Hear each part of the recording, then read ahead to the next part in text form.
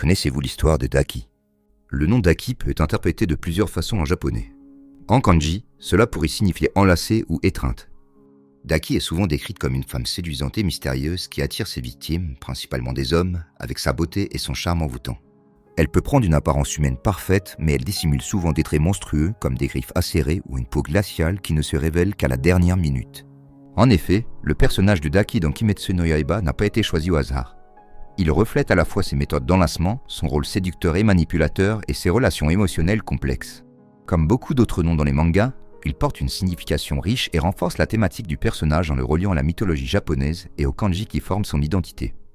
Au village de Chinze, sur l'île Kakara qui se situe dans l'actuelle préfecture de Saga, Daki est un monstre féminin terrifiant qui guette les humains pour les tuer.